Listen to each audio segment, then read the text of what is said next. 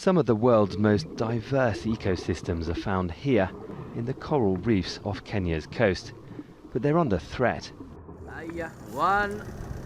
These divers want to do something about it.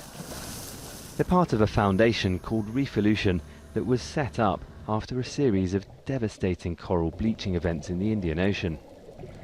They rescue broken pieces of coral and replant them on specially made structures. They say they're planting about 8,000 corals a year.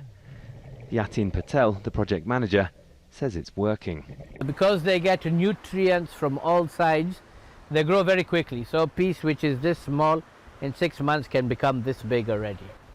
The coral provides a crucial breeding ground for fish, which local communities depend on. Replanting on the structures helps restore some of the marine habitat. This is where they're made. The project involves the local fishing community too, and employs some of them. The subsistence fishers who are depending on this channel for their fishing activity can benefit, one, as a fishing area. Number two, they can also use this area for snorkeling activities. About half of the world's coral has already been destroyed, and scientists say almost all of it will be wiped out in the next 30 years without drastic action.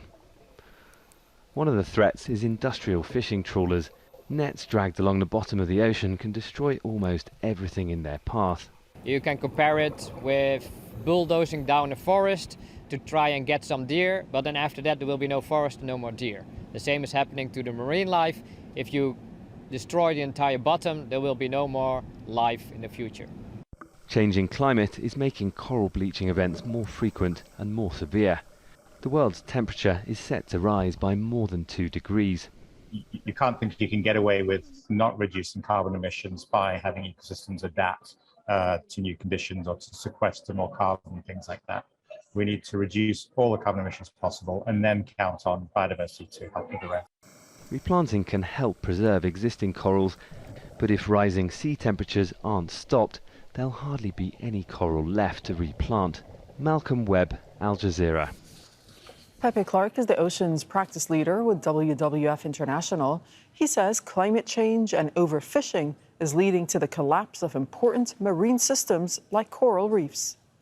The urgency of the crisis means that, and the implications of the oceans crisis for so many people as well as natural systems, means that many people have a stake in responding to this. It's certainly governments, it's civil society organisations, but also the private sector and investors. So it's an all-hands-on-deck situation to reverse the ocean crisis and also, of course, the climate crisis. Well, the oceans play a fundamental role in stabilising the climate, first of all, but also for centuries, the oceans have supported the livelihoods of coastal communities around the world. In many developing and least developed countries, communities living in coastal areas remain quite profoundly dependent on healthy fish stocks. But those fish populations have been depleted by overfishing and destructive fishing practices, also by the degradation of coastal habitats like mangroves. And as those impacts are compounded by climate change, we're seeing the decline and progressive collapse of systems like coral reefs that provide food for so many people. So the declining health of the oceans has quite profound impacts for humanity. But there is hope. We do know how to turn this around, but it requires commitment and action from all sectors of society.